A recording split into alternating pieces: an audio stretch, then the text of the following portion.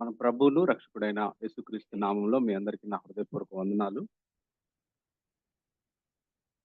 అపోస్తలుడైన పౌలు గారు కొరింథీయులకు రాసిన రెండవ పత్రిక 9వ అధ్యాయం 15వ వచనంలో రాయబడ్డ మాటను చదువుతున్నాను. అపోస్తలుడైన పౌలు గారు కొరింథీయులకు రాసిన రెండవ పత్రిక 9వ అధ్యాయం 15వ వచనంలో ఈ విధంగా రాయబడింది. చెప్ప సఖ్యము కాని ఆయన వరమును గూర్చి దేవునికి స్తోత్రము. Thanks be to God for his inexpressible gift. ఈ చెప్ప సఖ్యము కాని ఆయన వరము, దేవుడు మనకిచ్చిన వరం ఏమిటనంటే మన ప్రభువైన యేసుక్రీస్తు వారు. యేసుక్రీస్తు ప్రభువు ద్వారా మనకి అనేక ఆశీర్వాదాలు, అనేక వాగ్దానాలు మనకి ఇవ్వబడ్డాయి. Somebody said that we have given 7,487 promises in the Bible. అంటే బైబిల్‌లో మనకు ఇవ్వబడిన వాగ్దానాలు ఎన్ని అనే విషయాన్ని మనం గమనిస్తే, ఒక ఆయన చెప్పిన మాట ఏమిటంటే 7,487 వాగ్దానాలు మనకు అనుగ్రహించబడ్డాయి అని రాయబడింది. ఈ వాగ్దానాల్లో ఒక great promises given to mankind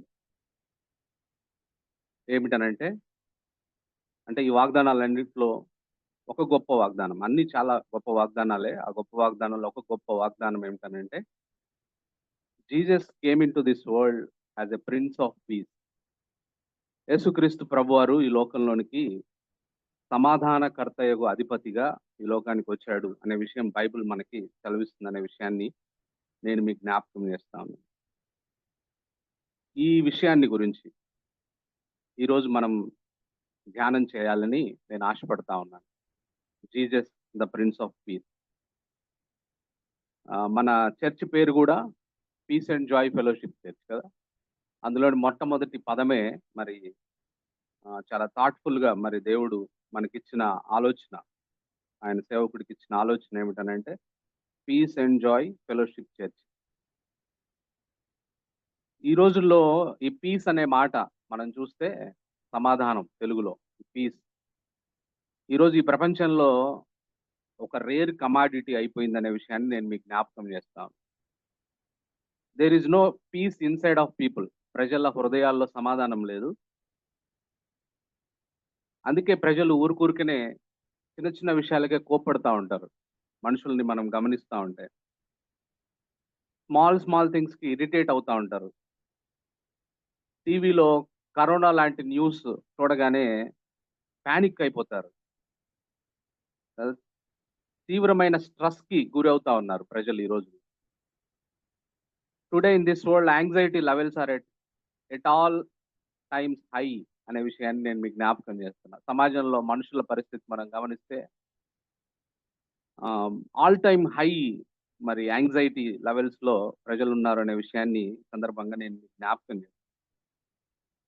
so వీటన్నిటి ద్వారా హృదయంలో సమాధానం లేనందువలన మరి ప్రజలు తీవ్రమైన స్ట్రెస్‌కి గురవుతా ఉన్నారనే విషయాన్ని సందర్భంగా నేను మీకు జ్ఞాపకం చేస్తాను. ఒత్తిడికి గురవుతా ఉన్నారు. Because they are lacking peace inside of their heart. వారి హృదయాల్లో సమాధానం లేనందువలన గొప్ప ఒత్తిడికి గురవుతా ఉన్నారు. మన బాడీని దేవుడు ఎంత బాగా డిజైన్ చేశాడంటే, మన బాడీని the God has formed this body అనే విషయాన్ని మనం గమనిస్తే, ఈ శరీరంలోకి ఏమైనా ఫారెన్ బాడీస్ వస్తే, వేస్ట్ వస్తే బాడీ తనంతట తానే బయటికి పంపించేస్తది వాటిని గుర్తించి. మన శరీరంలో ఎక్కడన్నా కట్ అయితే వెంటనే మన శరీరంలో ఉన్న ప్రోటీన్స్, ప్లేట్లెట్స్ ఆ భాగంలోకి పోయి ఆ రక్తాన్ని గడ్డగట్టి ఇలా రక్తస్రావం జరగకుండా ఆపే మెకానిజాన్ని దేవుడు మన బాడీలో పెట్టాడు. మన బాడీలోకి ఏమైనా డిసీజ్ సంబంధించిన వైరస్, బ్యాక్టీరియాలు మన బాడీలోకొస్తే, మన బాడీలో ఉన్న ఇమ్యూనిటీ సిస్టమ్ యాంటీబాడీస్‌ని రిలీజ్ చేసి, ఆ డిసీజెస్‌తో ఫైట్ చేసేటట్టుగా దేవుడు ఈ బాడీని డిజైన్ చేశాడు.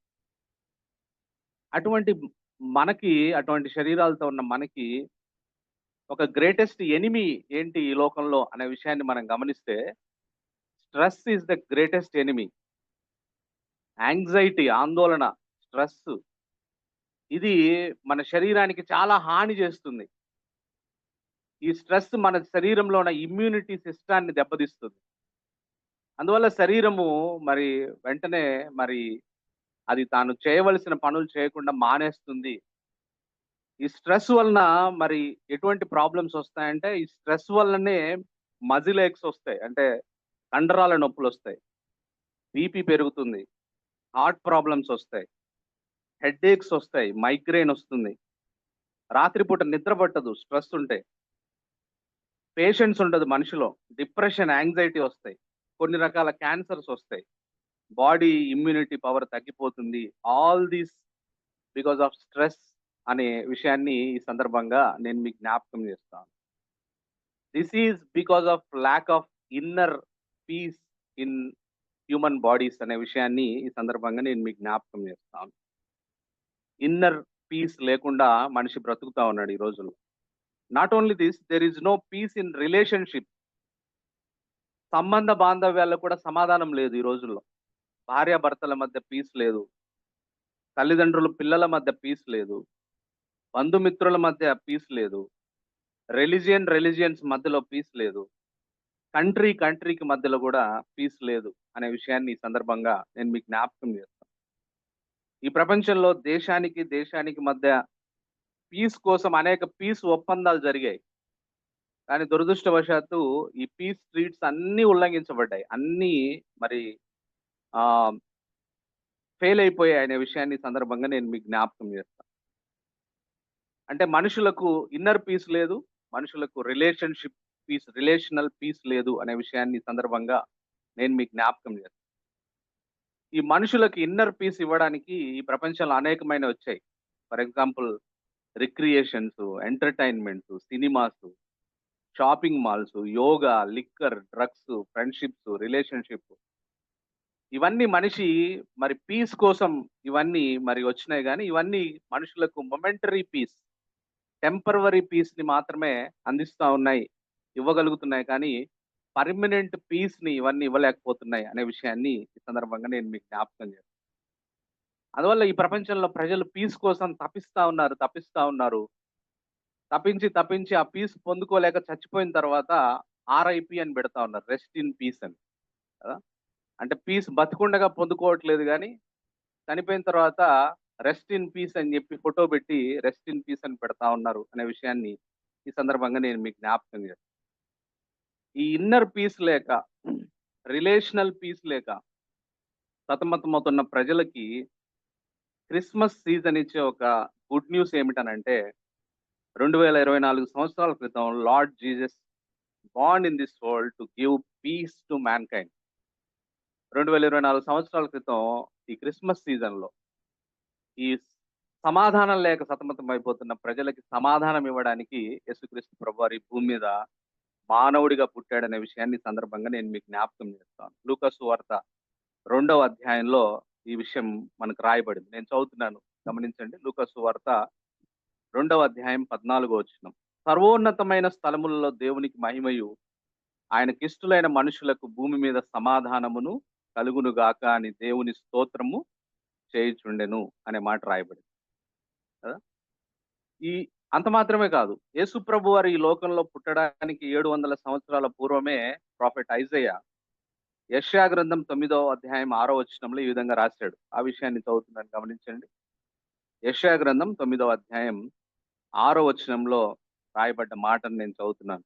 ఏలయనగా మనకు శిశువు పుట్టెను, మనకు కుమారుడు అనుగ్రహింపబడెను, ఆయన భుజం మీద రాజ్యభారం ఉండును. ఆశ్చర్యకరుడు, ఆలోచనకర్త, బలవంతుడైన దేవుడు, నిత్యుడగు తండ్రి, సమాధానకర్తయగు అధిపతి అని అతనికి పేరు పెట్టబడును అనే మాట. అంటే యేసు ప్రభువారు భూమి మీద పుట్టినప్పుడు భూమి మీద మనుషులకు సమాధానం అని ప్రకటించబడింది. యేసు ప్రభువారు పుట్టుకకు 700 సంవత్సరాల పూర్వమే మరి యేసు ప్రభువారు సమాధానకర్తగా ఈ భూమి మీద పుడతాడని బైబిల్‌లో రాయబడింది.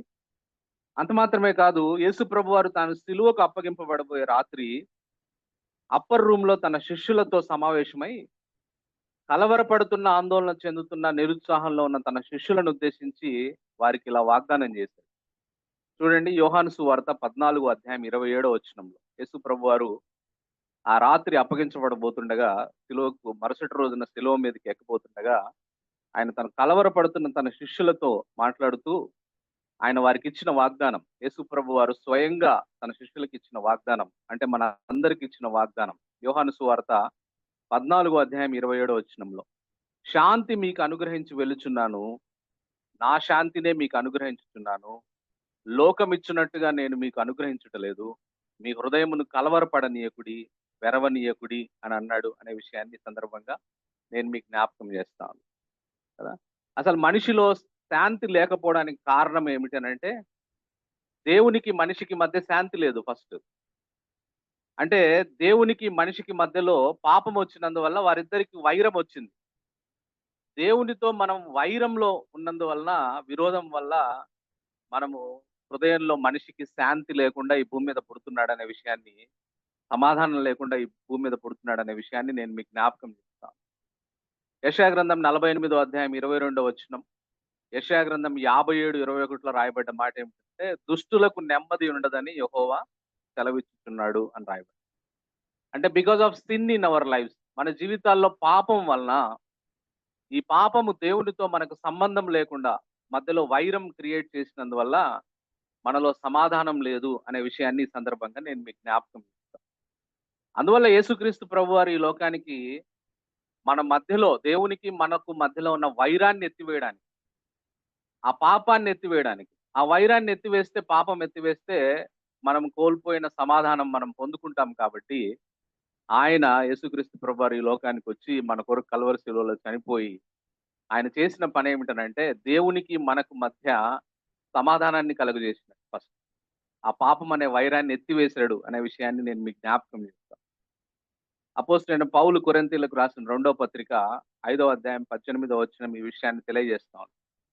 ఆయన మనలను క్రీస్తు ద్వారా తనతో సమాధానపరుచుకొని అనే మాట రాయబడింది. రోమ 5:10లో కూడా రాయబడ్డ మాట ఏమిటంటే, ఏలయనగా శత్రువులమై ఉండగా ఆయన కుమారుని మరణం ద్వారా మనము దేవునితో సమాధానపరచబడిన ఎడల సమాధానపరచబడిన వారమై అని రాయబడింది. రోమ 5:1లో, కాబట్టి విశ్వాస మూలమున మనం నీతిమంతులుగా తీర్చబడి మన ప్రభు అయిన యేసుక్రీస్తు ద్వారా దేవునితో సమాధానము కలిగి ఉందుము అనే మాట రాయబడింది అనే విషయాన్ని నేను మీకు జ్ఞాపకం చేస్తాను. కాబట్టి మనకు సమాధానం కావాలి అని అంటే, బేసికల్ గా మనం చేయవలసిన పని ఏమిటనంటే, ఈ సమాధాన కర్తయగు అధిపతి దగ్గరకు వచ్చి, మన పాపముల విషయం మనకు సమాధానం లేదు కాబట్టి మన పాపములను ఆయన దగ్గర ఒప్పుకొని యేసు ప్రభు మీద విశ్వాసం ఉంచితే, ఈ గిఫ్ట్ ఆఫ్ పీస్ మనకు దేవుడు అనుగ్రహిస్తాడు, సమాధానాన్ని మనకు అనుగ్రహిస్తాడు అనే విషయాన్ని ఈ సందర్భంగా బైబిల్ మనకు సెలవిస్తుంది అనే విషయాన్ని నేను మీకు జ్ఞాపకం చేస్తున్నాను. This is called spiritual peace. మనిషికి సమాధానం కావాలంటే మొట్టమొదట మనిషి దేవునితో సమాధాన పడాలి. దేవునితో సమాధాన పడ్డప్పుడు మనకు ఆ స్పిరిచువల్ పీస్ వస్తుంది.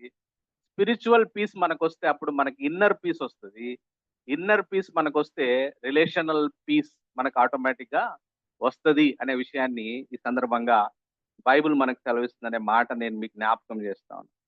ఈ పీస్ గురించి బైబిల్లో సుమారు 790 వచనాల్లో బైబిల్లో పీస్ గురించి రాయబడింది అనే విషయాన్ని నేను మీకు జ్ఞాపకం చేస్తాను. Peace is the major subject in the Bible. It is found 332 times in the Bible. ఆ పీస్ అనే మాట 332 సార్లు మనకు కనపడుతుంది అనే విషయాన్ని నేను మీకు జ్ఞాపకం చేస్తాను. Jesus is the source of this peace. దేవుడే ఈ సమాధానానికి మూలమై ఉన్నాడు అనే విషయాన్ని ఈ సందర్భంగా నేను మీకు జ్ఞాపకం చేస్తాను.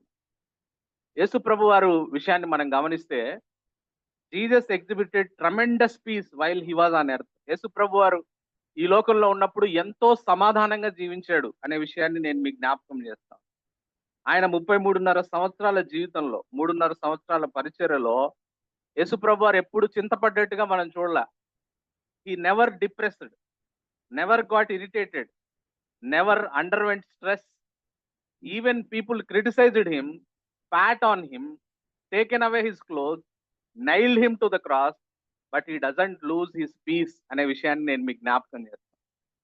అంటే యేసు ప్రభు తోటి ఎంత భయంకరంగా ప్రవర్తించినా కూడా, ఎవరు ఎంత భయంకరంగా ప్రవర్తించినా, ఎన్ని మాటలన్నా యేసు ప్రభులో సమాధానం మాత్రం పోలేదు.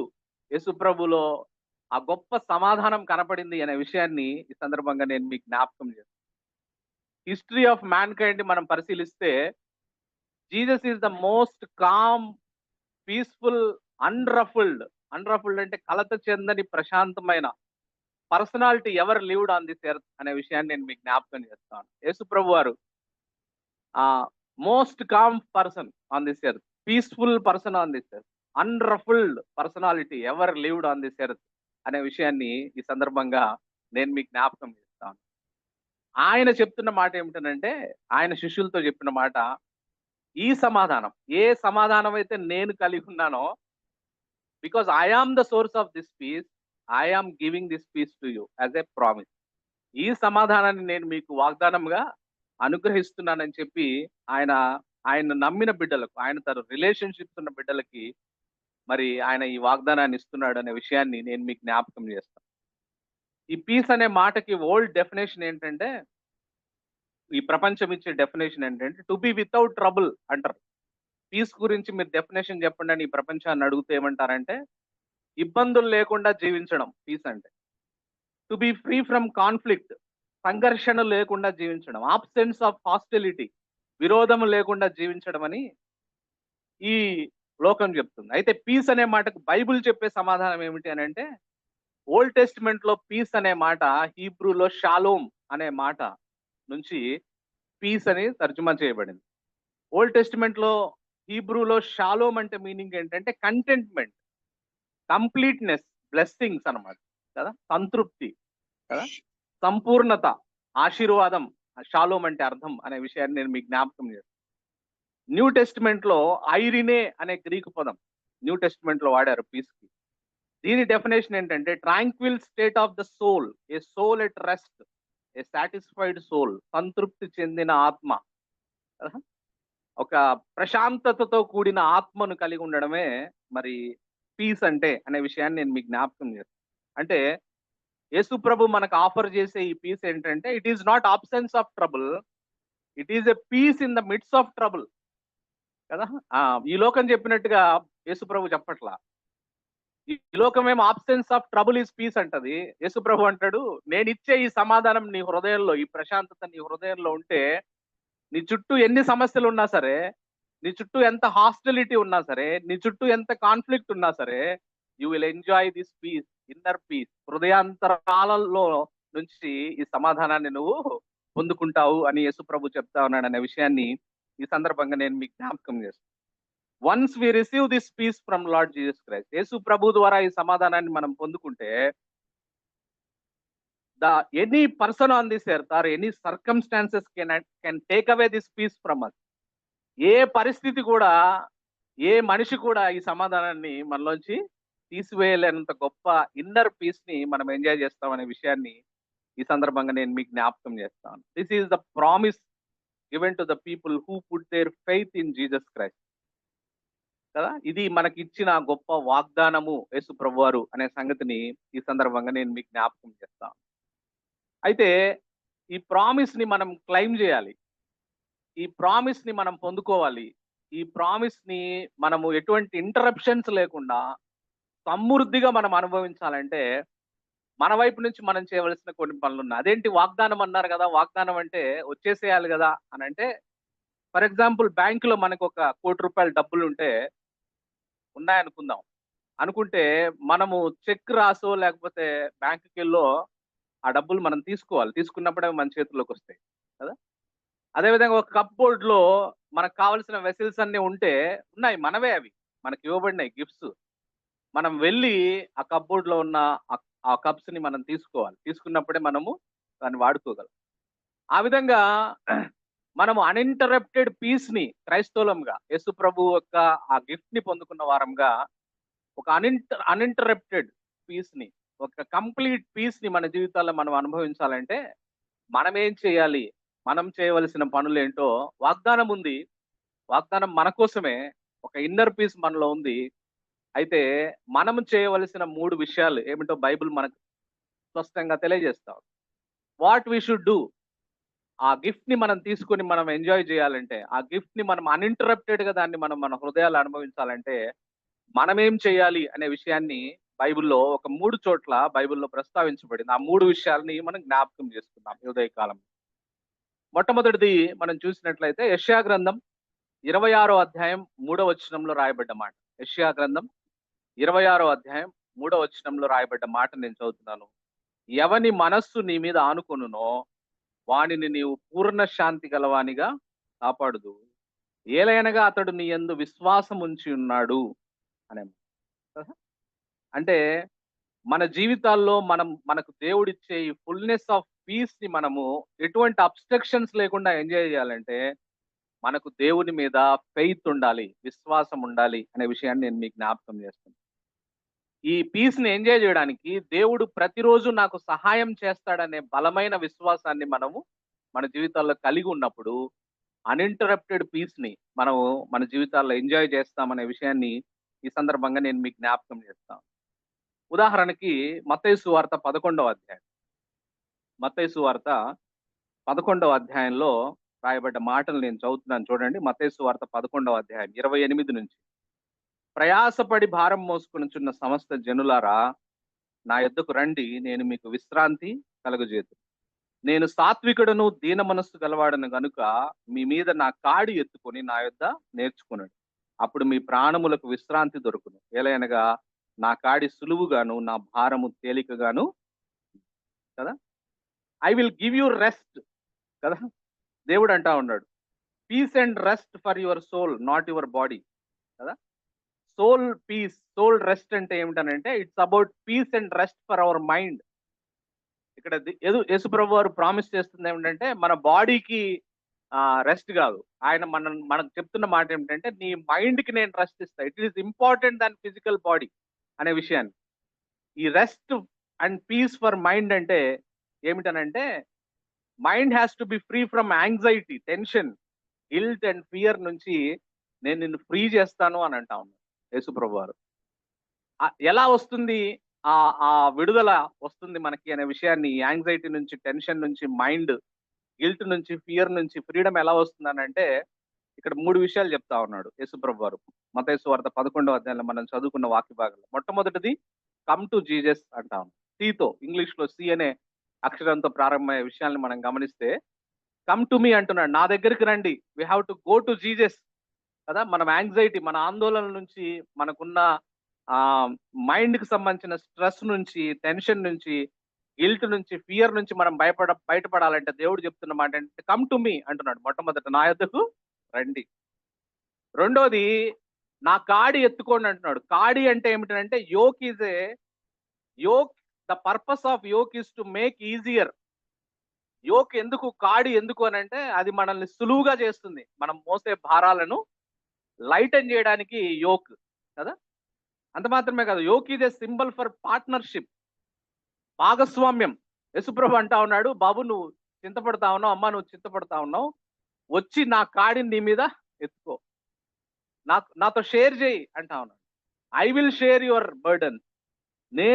నేను నీ జీవితంలో ఉన్న వాటన్నిటిని నేను భరించడానికి, నేను నీతో రిలేషన్షిప్ లోకి రావడానికి, పార్ట్నర్షిప్ లోకి రావడానికి నేను ఇష్టపడతా ఉన్నా.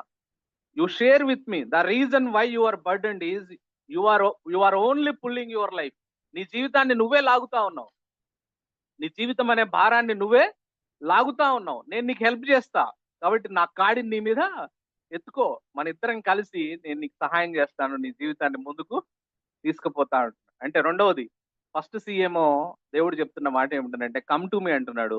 రెండవది కనెక్ట్ విత్ మీ అంటున్నాడు. కనెక్ట్ విత్ మీ, నాతో నువ్వు భాగస్వామ్యంలోనికి రా అని అంటాం కదా. అందుకే యేసుప్రభు అన్నాడు, మీ చింత యావత్తు నా మీద వేయుడి అని అన్నాడు అనే విషయాన్ని నేను మీకు జ్ఞాపకం. మూడవ సి ఏమిటనంటే sit in my class and learn from me అంటా ఉన్నాడు. నా క్లాసులో కూర్చొని నా నుంచి నేర్చుకో. ఏం నేర్పిస్తా నేను అని అంటే, ఏం నేర్చుకోవాలి ఆయన క్లాసులో కూర్చొని అంటే సాత్వికము దీన మనస్సును నేర్పిస్తా అంటా ఉన్నాడు. ఎందుకంటా ఉన్నాడు సాత్వికము దీన మనస్సుకి మన సమాధానానికి సంబంధం ఏంది అనే విషయాన్ని మనం గమనిస్తే, the biggest friends of stress in our life is arrogance and aggression. మనలో స్ట్రెస్ రావడానికి కారణం ఏమిటనంటే మనలో ఉన్న అహంకారము, దూకుడే మనలో స్ట్రెస్ ని బిల్డప్ చేస్తాయి. దానికి యాంటీడోట్ ఏంటంటే హంబుల్నెస్ అండ్ జెంటిల్నెస్. యేసుప్రభు వారు చెప్తారు, సాత్వికము దీన మనస్సు ఉంటే మనలో ఆ స్ట్రెస్ ఉండదు. కాబట్టి దేవుడు అంటా ఉన్నాడు, ఈ మూడు మాటలు చెప్తా ఉన్నాడు. కమ్ టు మీ, నా దగ్గరికి రా. కనెక్ట్ విత్ మీ, నాతో కలిసి నువ్వు కనెక్ట్ అవ్వు. కాడిని నీతో కలిసి జీవితాన్ని నేను లాగాలని ఇష్టపడతా ఉన్నా. నీ యాంగ్జైటీ, నీ స్ట్రెస్ అవన్నీ నా మీద వెయ్యి. నీ చింత యావత్తు నా మీద వెయ్యి అంటున్నాడు. నా నుంచి సాత్వికము, దీన మనస్సు నువ్వు నేర్చుకో అంటున్నాడు.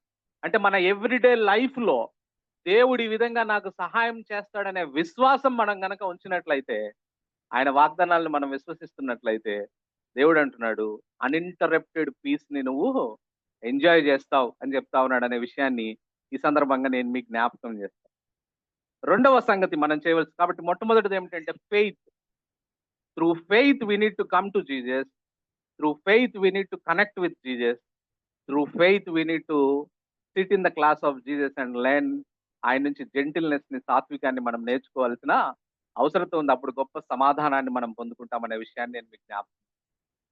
రెండవది మన వైపు నుంచి మనం చేయవలసిన రెండవ విషయాన్ని మనం గమనిస్తే యెషయా గ్రంథం 32వ అధ్యాయం 17వ వచనంలో రాయబడ్డ మాట.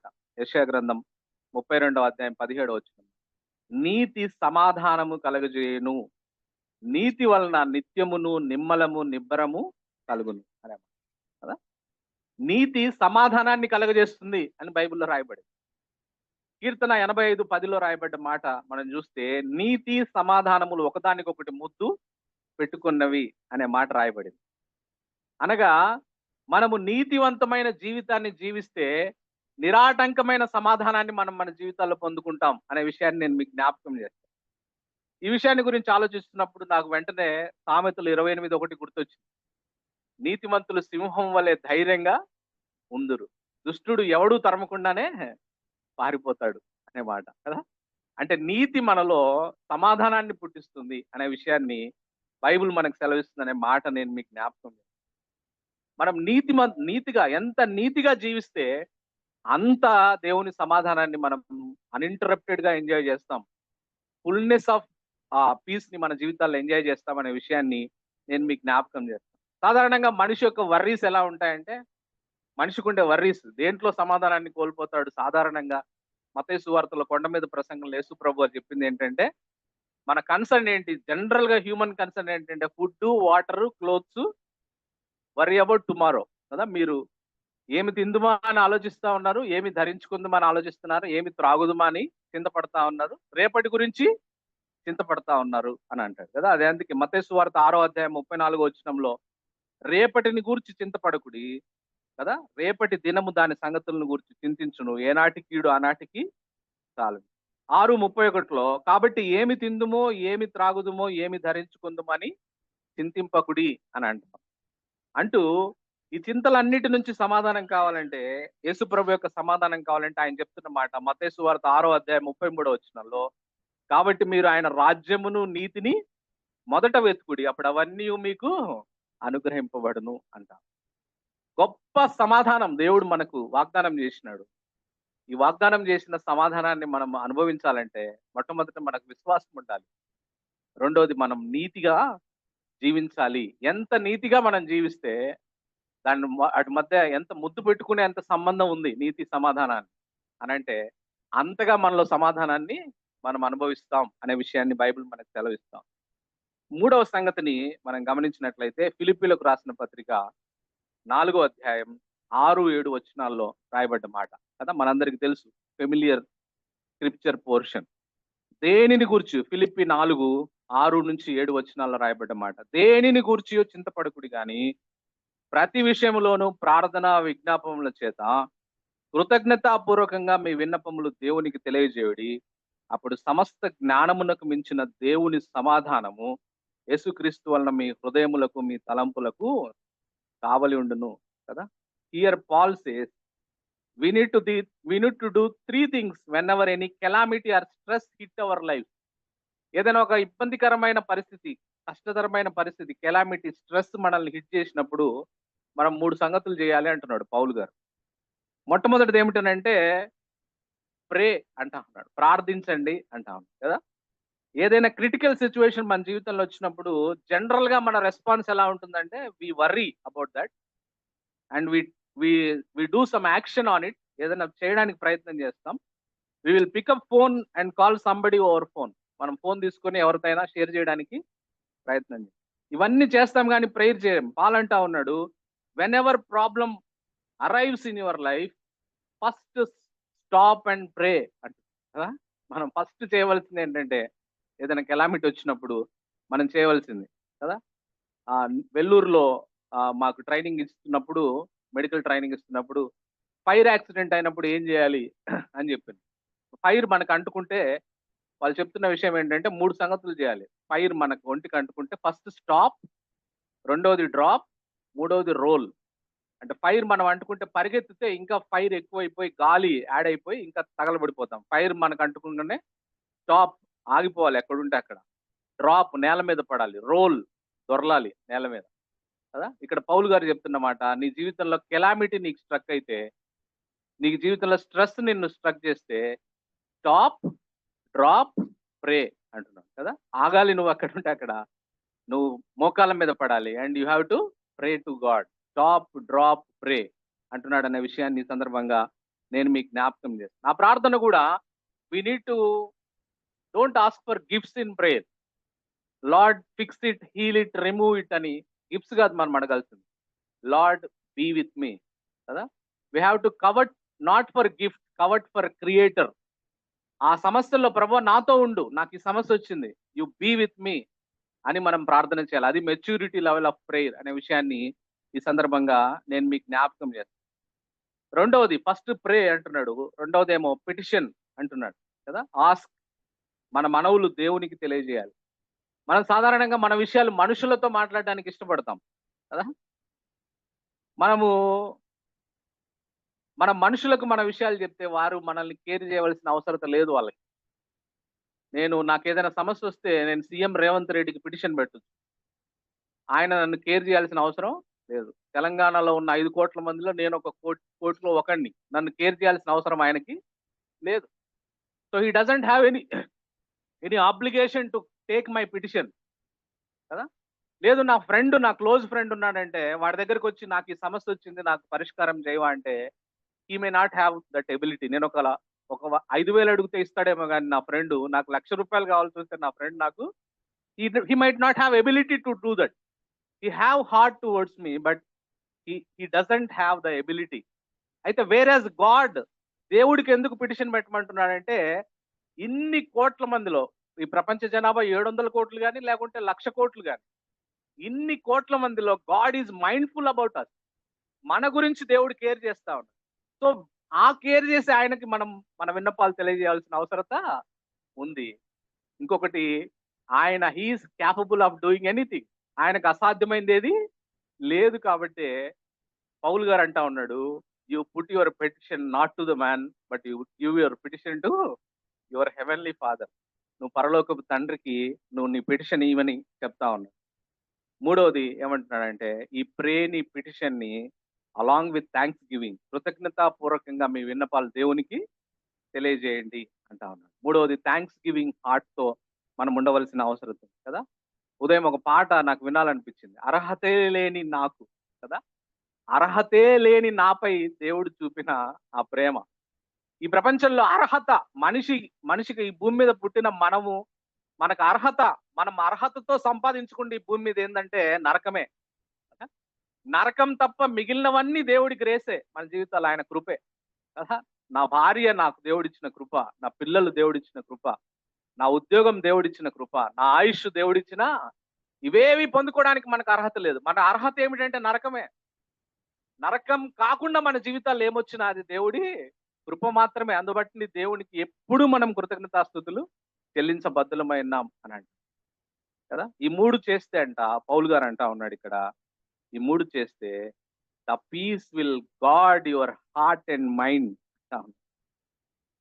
ఈ సమాధానము నీ హృదయానికి, నీ తలంపులకు కావలి ఉంటుందంట. గాడ్ లాగా ఉంటది ఈ సమాధానం. గాడ్ ఏం చేస్తాడు, ఏదైనా సెక్యూరిటీ గార్డు కదా, ఒక ఇంటికి సెక్యూరిటీ గార్డు పెడితే ఏం చేస్తాడు సెక్యూరిటీ గార్డు, బయట నుంచి అనవసరమైన లోపలికి రానియడు, లోపల నుంచి విలువైన బయటికి పోనీయడు కదా. అంటే బయట నుంచి అనవసరమైన డిస్టర్బెన్సెస్ లోపలికి రానియడు, లోపల నుంచి విలువైన బయటికి పోనీయడు. ఈ సమాధానం మన జీవితాల్లో ఏం చేస్తుందనంటే, మన జీవితాల్లో కదా, మన జీవితాల్లో మనకు హాని కలిగించేవి, this peace will keep anxiety కదా, ఫ్రస్ట్రేషన్, వర్రీ అవన్నీ బయట పెడతది ఈ సమాధానం మన జీవితాల్లో. గాడ్ చేస్తుంది అవి మన జీవితాల్లోకి రాకుండా. అంత మాత్రమే కాదు, మనలో ఉన్న జాయ్ కదా, మనలో ఉన్న ఫెయిత్, మనలో ఉన్న రైచియస్నెస్ ఇవి బయటికి పోకుండా కూడా ఈ సమాధానం కావలి ఉంటది అనే విషయాన్ని పౌలు గారు చెప్తా ఉన్నారు అనే విషయాన్ని ఈ సందర్భంగా నేను మీకు జ్ఞాపకం చేస్తాను. డియర్ చర్చ్, జీసస్ ఇచ్చే ఈ సమాధానం ఈ లోకంలో డబ్బు ఇవ్వదు, హోదా ఇవ్వదు, any relationship. We could not get this peace from through any relationships or through money or through a position లో ఉన్నా కూడా డబ్బు, హోదా, రిలేషన్షిప్ ఏవి మనకి పీస్ ఇవ్వలేవు. కానీ దిస్ ఎవర్ లాస్టింగ్ పీస్ కదా, దిస్ స్పిరిచువల్ పీస్ జీసస్ మనకు ఆఫర్ చేస్తా ఉంది కదా. ఇంకా ఎవరైనా యేసు ప్రభుతో ఆ సమాధానం లేకుండా ఉంటే, let us have a spiritual peace with Lord Jesus. యేసు ప్రభు అటువంటి గొప్ప సమాధానాన్ని ఇవ్వడానికే మన దగ్గరికి వచ్చాడు కాబట్టి ఆయన దగ్గరికి రండి. అయితే మనము నమ్ముకున్న బిడ్డలముగా మనము ఇంకా పీస్ లేకుండా మనం జీవిస్తూ ఉంటే, మనము విశ్వాసంతో ఆయన దగ్గరికి రావాలి. ఆయన మన జీవితాల్లో హెల్ప్ చేస్తాడని మనం నమ్మాలి. ఫస్ట్ ఫెయిత్ ఉండాలి, రెండవది రైచియస్నెస్ ఉండాలి, మూడవది ప్రార్థన. ఈ మూడు మన జీవితాల్లో అన్ఇంటరప్టెడ్ పీస్ ని మనము ఎంజాయ్ చేయడానికి ఇది మనకు సహాయం చేస్తున్న విషయాన్ని నేను మీకు జ్ఞాపకం చేస్తాను. ఒక చిన్న మాట చెప్పి నేను ముగిస్తాను. ఇన్ 1555 సంవత్సరంలో ఇంగ్లాండ్ లో డాక్టర్ నికోలస్ రిడ్లీ అనే ఆయనని యేసు ప్రభునందు విశ్వాసం ఉంచినందుకు ఆయనకు ఆ ఇంగ్లాండ్ దేశం ఇచ్చిన తీర్పు ఏమిటనంటే, ఆ ఇంగ్లాండ్ దేశంలో కోర్టు ఇతన్ని రేపు ఉదయం తగలబెట్టాలి, కాల్చి నిలువున తగలబెట్టి చంపేయాలని చెప్పి తీర్పిస్తుంది. తీర్పిచ్చినప్పుడు ఆ నికోలస్ వాళ్ళ బ్రదర్ ఏం చేస్తాడంటే, రేపు మా బ్రదర్ని కాల్చేసి చంపేస్తారు కాబట్టి ఈ రోజు రాత్రి మా బ్రదర్తో నేను గడుపుతాను అని పర్మిషన్ పెట్టుకుంటాడు. కోర్టుకు నివేదిక ఇస్తే కోర్టు ఒప్పుకుంటది. సో ఈ రోజు రాత్రి మీరు పోయి మీ బ్రదర్తో ఉండండి, రేపు మీ బ్రదర్ నికోలస్ ని మేము కాల్చి చంపబోతున్నాం, తగలబెట్టబోతున్నాం అని అంటే, అప్పుడు నికోలస్ ఏమంటాడంటే, నో నో నో నో, దేవుడు I intended to go to bed today night and sleep అంటాడు. అంటే ప్రతిరోజు నేను జైల్లో రాత్రి బాగా నిద్రపోతున్నాను, ఈ రోజు రాత్రి నా బ్రదర్తో నేను గడపాల్సిన అవసరం లేదు. ఎందుకనంటే నేను కూడా ఈ రోజు రాత్రి నిద్రపోవాలనేది బహుశా నాతో దేవుని చిత్తమేమో. ఈ రోజు ప్రశాంతంగా నేను నిద్రపోతాను, రేపు ఉదయాన్నే నిద్రలేసి ఆ నన్ను కాలుస్తారో ఏం చేసుకుంటారో, నా శరీరాన్ని అప్పగిస్తాను వాళ్ళకి అని అంటే ఎంత గొప్ప పీస్ అని కదా. This is the peace that God gives to everybody who have a relationship with Lord Jesus Christ. అటువంటి గొప్ప సమాధానం కదా. రేపు తగలబెడతానని తెలిసినా కూడా, తగలబడిపోతానని తెలిసినా కూడా ఎటువంటి చెక్కు చెదరకుండా ఆ రాత్రి ప్రశాంతంగా నిద్రపోయి మరుసటి రోజు ఆయన ఆ తగలబెట్టడానికి సిద్ధపడ్డాడు. అటువంటి గొప్ప సమాధానాన్ని యేసుక్రీస్తు ప్రభువారు నీకు నాకు ఇవ్వడానికే ఆయన ఈ లోకానికి వచ్చాడు. దేవుడు అటువంటి గొప్ప సమాధానాన్ని నీకు నాకు సమృద్ధిగా అనుగ్రహించును గాక. Thank you.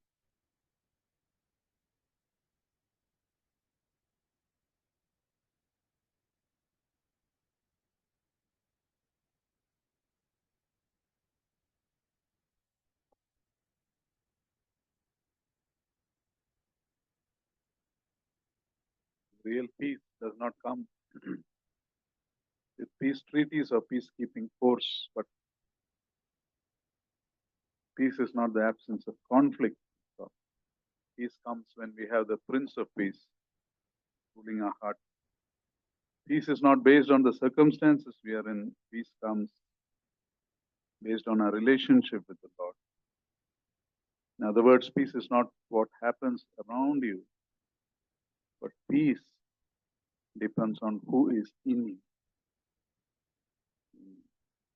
In this world of worry and anxiety and restlessness and stress, the Lord has come to give us this peace. What a precious gift. As a person grows older, when you're younger, your priorities will be having a job, having money. But as you grow older, you realize the most precious thing you can have is the peace of God. And the Lord has come to give us the peace of God through peace with God. Right? Father, we thank you for this time that you've given us. Thank you, Lord Jesus, for coming as the Prince of Peace.